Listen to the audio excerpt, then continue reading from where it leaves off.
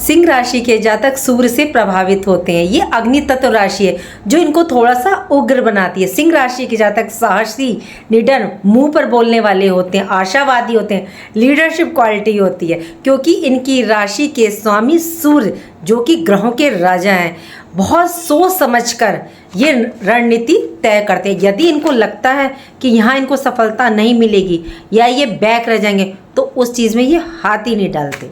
ऐसे होते हैं सिंह राशि के जातक। राधे राधे, मैं हूँ नीलू चौधरी। मेरे चैनल ग्रहों की माया में आपका स्वागत है। देखिए, ये जानकारी मैं आपको चंद्र राशि के आधार पर दे रही हूँ।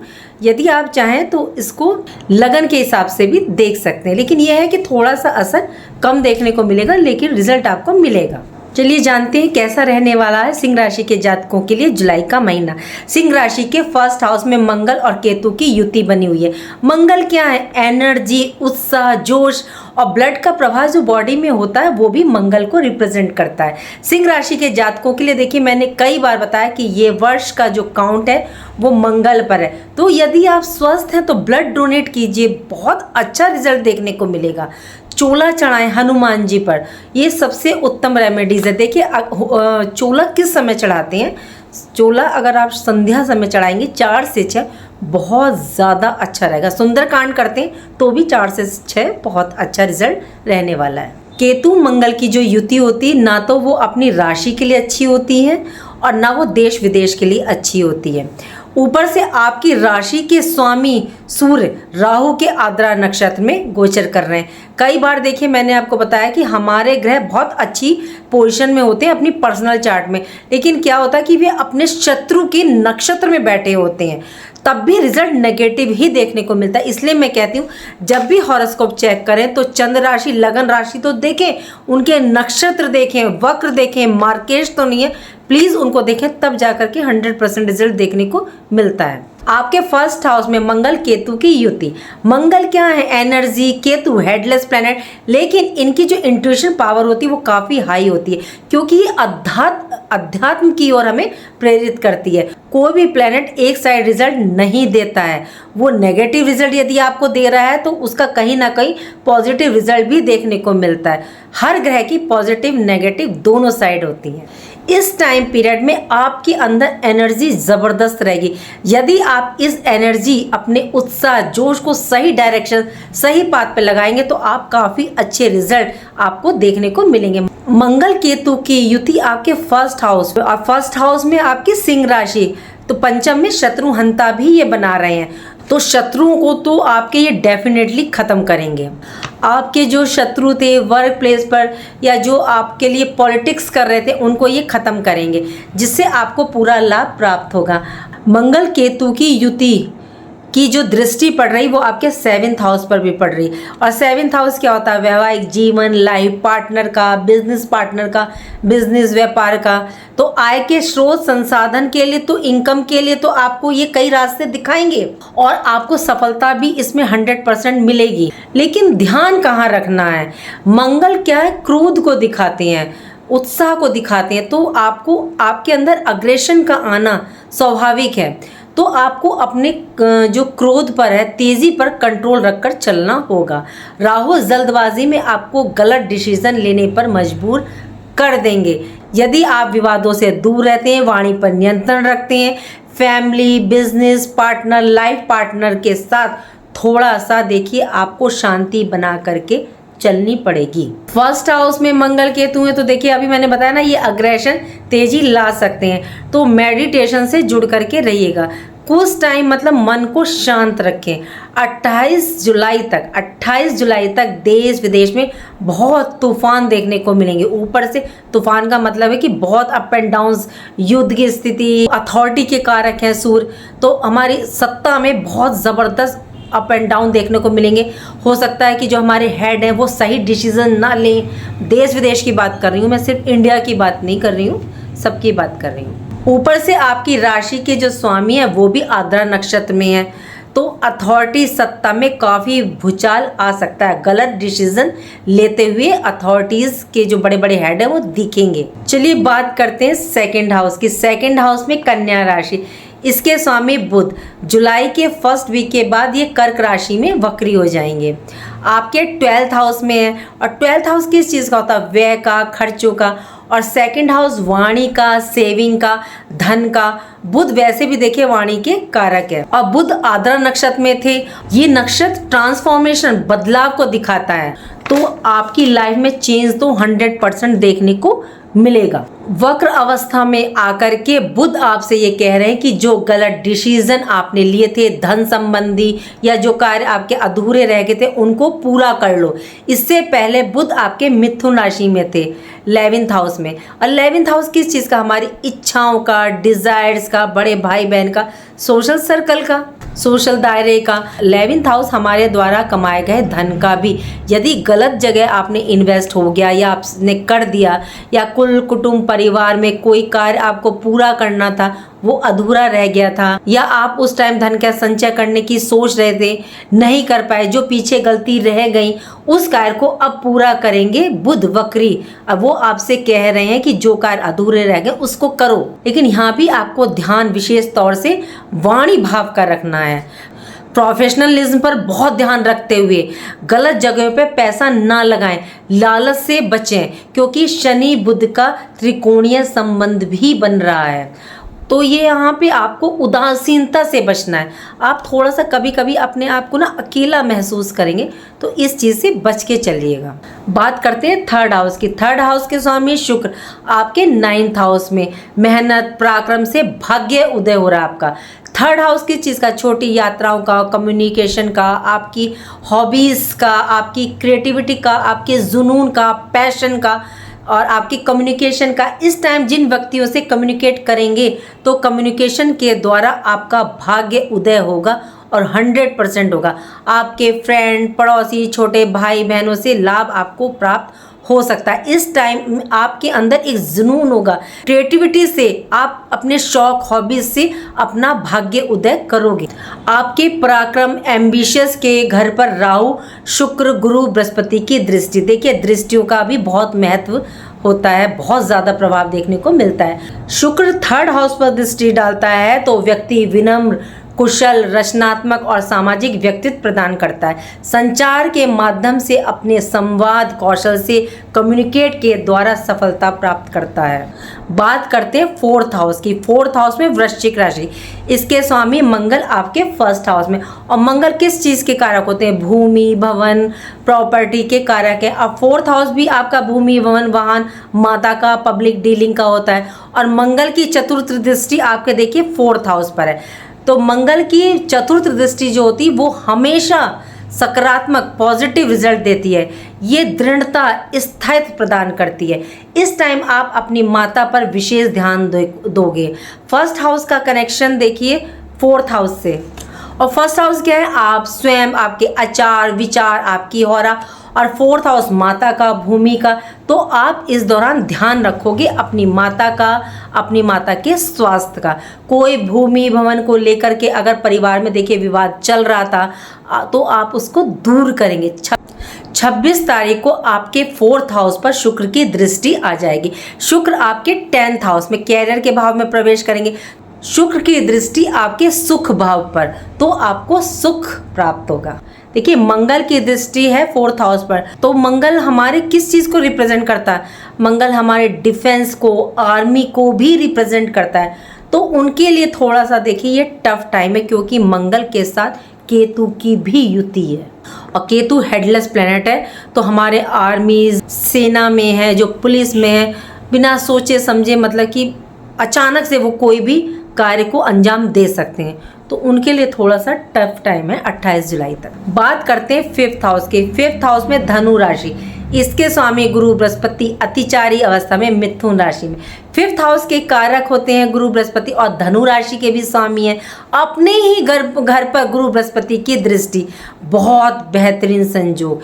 5th हाउस देखिए आपकी संतान का, शिक्षा का, लव रिलेशन का, पूर्ण उत्थान का। आपके 5th हाउस पर शनि की भी दृष्टि है, तो तो आप इस दौरान कोई बड़ा डिसीजन ले सकते हैं। शनि देखिए कर्मा के प्लेनेट है, गुरु ज्ञान है। यदि आप कुछ टाइम से कोई डिसीजन लेने के लिए रुके हुए थे या आप समझ नहीं पा रहे थे क्या करना है, कैसे करना है, क्या करूं, तो अब आपका माइंड एकदम क्लियर होगा। क्योंकि गुरु 7वीं दृष्टि से आपके पंचम 5th हाउस को देख रहे हैं। तो यदि आप गवर्नमेंट रिलेटेड प्रिपरेशन कर रहे थे, गवर्नमेंट जॉब में जाना चाहते थे, या आपने कोई फॉर्म भर रखा था, या आप अपने मन मुताबिक कहीं एडमिशन लेना चाहते थे, तो ये मंथ आपके लिए सपोर्टिव है, आपके को बहुत सपोर्ट करेगा ये मंथ। लव रिलेशन के लिए देखें तो गुरु के साथ सूर्य की युति भी है। देखिए अगर एस्ट्रोलॉजी को समझा जाए ना तो बहुत आराम से आप समझ सकते हैं कि रिजल्ट कैसे निकल सकता है। सूर्य आपके 1st हाउस के स्वामी है और 5th हाउस के स्वामी है आपके गुरु बृहस्पति, और ये एक साथ विराजमान है। और ये विराजमान कहाँ है? आपके 11th हाउस, आपकी इच्छाओं डिजायर्स के भाव में। ये 16 जुलाई तक ये युति रहेगी। लेकिन 16 जुलाई से पहले जीवात्मा का योग बन रहा है। कैसे? गुरु देखिए जीव के कारक है, सूर्य आत्मा के, तो ये योग बहुत अच्छा बन रहा है। 16 जुलाई से पहले लव रिलेशन के लिए बहुत बेहतरीन है, बहुत अच्छा रिजल्ट देखने को मिलेगा। लेकिन 16 जुलाई के बाद थोड़ा सा मिसअंडरस्टैंडिंग हो सकती है, मिसकम्युनिकेशन हो सकता है। गुस्से पर थोड़ा सा देखिए कंट्रोल रख करके चलेगा, क्योंकि मंगल 1st हाउस में और फायर साइन है, फायर प्लेनेट। पेशेंस, धैर्य बना करके आपको रखना होगा और रखिएगा भी। बात करते हैं आपके 6th हाउस की। 6th हाउस में मकर राशि, इसके स्वामी 8th हाउस में विराजमान है और जुलाई में ये वक्री हो रहे हैं। देखिए 6th हाउस और 8th हाउस का कनेक्शन होता है। कैसे? 6th हाउस रोग ऋण शत्रु का होता है, 8th हाउस से हमारी आयु देखी जाती है, मृत्यु देखी जाती है, और ये दुखों का भाव भी होता है। 6th हाउस का स्वामी 8th हाउस में होता है, वो भी शनि, तो ये एक अच्छी स्थिति है। लेकिन जैसे ही शनि वक्री होंगे 13 जुलाई के बाद, तो हेल्थ में आपको थोड़ा सा ध्यान रखना पड़ेगा। शनि 6th हाउस के स्वामी है, तो यहाँ विपरीत राजयोग भी बना रहे हैं। वक्री हो जाएंगे तो काफ़ी स्ट्रांग हो जाएंगे। 8th हाउस में तो पैतृक संपत्ति, कोई विवाद मामला आपका चल रहा था या कोई लीगल केस चल रहा था, तो उसको सॉल्व करने के लिए बहुत ही अच्छा टाइम है। रोग ऋण शत्रु का नाश करेंगे। 6th 8th में शनि के देखिए अच्छे रिजल्ट देखने को मिलते हैं, काफ़ी अच्छे रिजल्ट प्राप्त होते हैं। आयु में ये वृद्धि करेंगे। 6th हाउस पर सूर्य की दृष्टि 16 तारीख के बाद से, तो बुध वक्र अवस्था में आकर के अपने भाव को देखेंगे।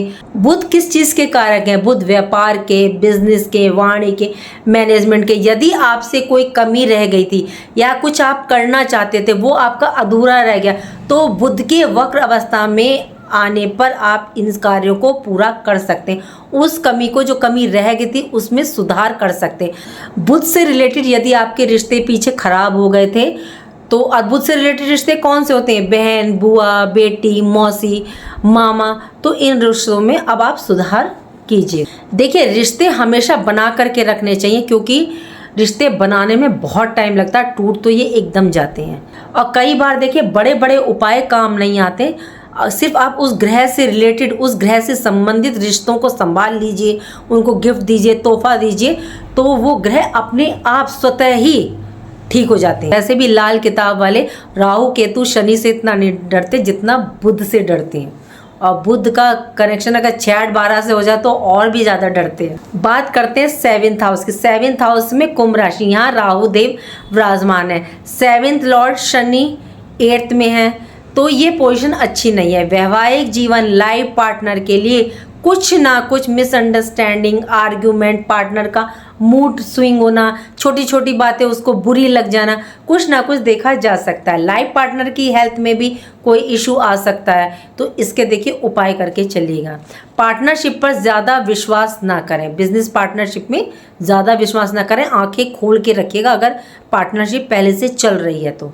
30 साल के बाद शनि 8th हाउस में गया, और देखिए यहाँ पर आपकी ढैया भी प्रभावी है, तो आपको धोखा ना मिले पार्टनरशिप से, तो प्लीज़ ध्यान रख के चलिएगा।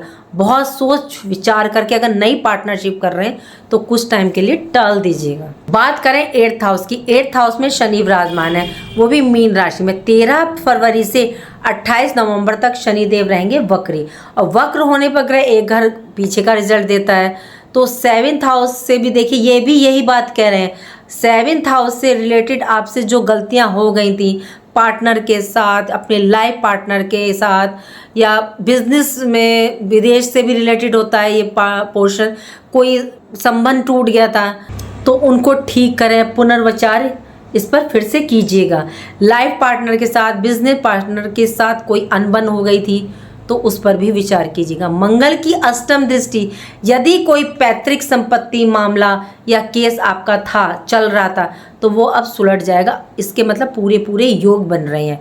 जो स्पाई रिलेटेड वर्क करते हैं उनके लिए ये बहुत उत्तम समय, रिसर्च करते हैं, रहस्यों के लिए ये बहुत बेस्ट टाइम पीरियड है। देश विदेश में तो देखिए काफ़ी हलचल देखने को मिलेगी। जिन जातकों का संबंध रिसर्च, स्पाई, सीबीआई, आर्मी से रिलेटेड है उनको ज़बरदस्त लाभ इस फील्ड में देखने को मिलेंगे। बात करते हैं 9th हाउस की। 9th हाउस में मेष राशि, इसके स्वामी आपके 1st हाउस में और 9th हाउस में विराजमान है शुक्रदेव। इस भाव के स्वामी का संबंध 4th हाउस से भी है, तो प्रॉपर्टी, रियल एस्टेट में आप डील कर सकते हैं। भाग्य आपका पूरा पूरा इस दौरान आपको सपोर्ट कर रहा है।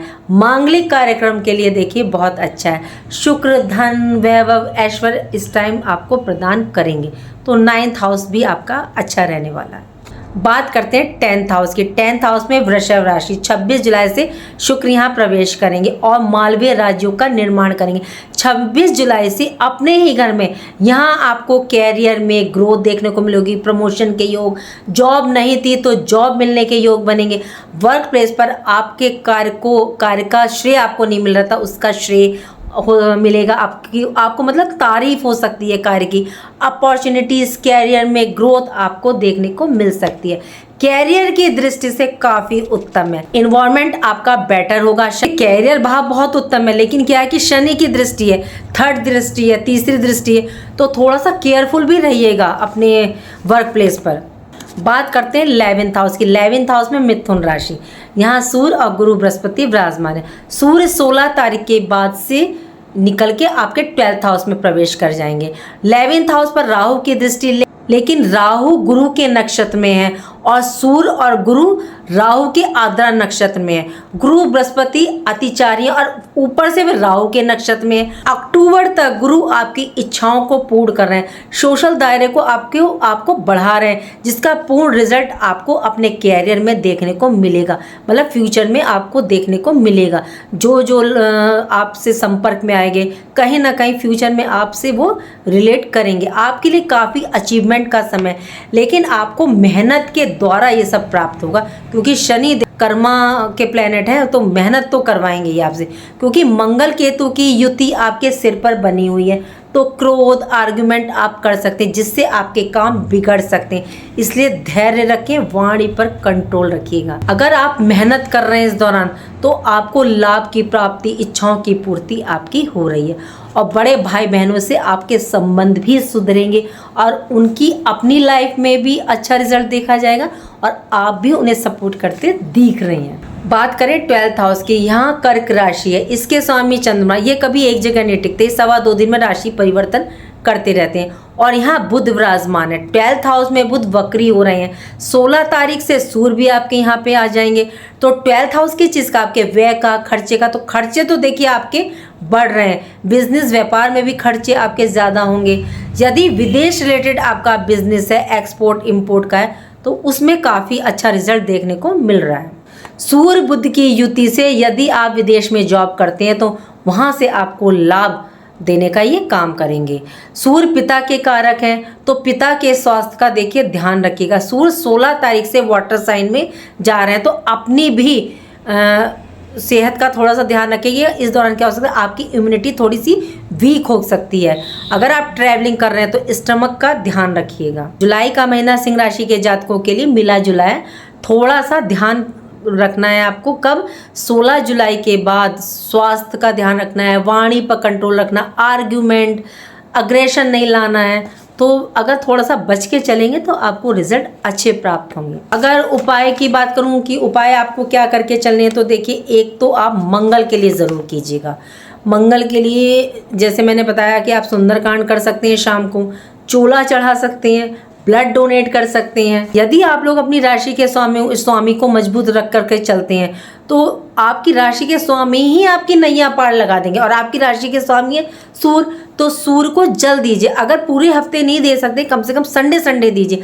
आदित्य हृदय स्त्रोत का पाठ चला लीजिए घर में, उसको सुनते रहिए, बहुत बेहतरीन काम करेंगे आपके, अगर आपके राशि के स्वामी उच्च हो गए तो। राहु के लिए आपको क्या करना है, राहु के लिए स्कंद पुराण में ये एक सरस्वती नील स्त्रोत है, उसको चला के सुन लीजिए, याद है तो पढ़ लीजिए।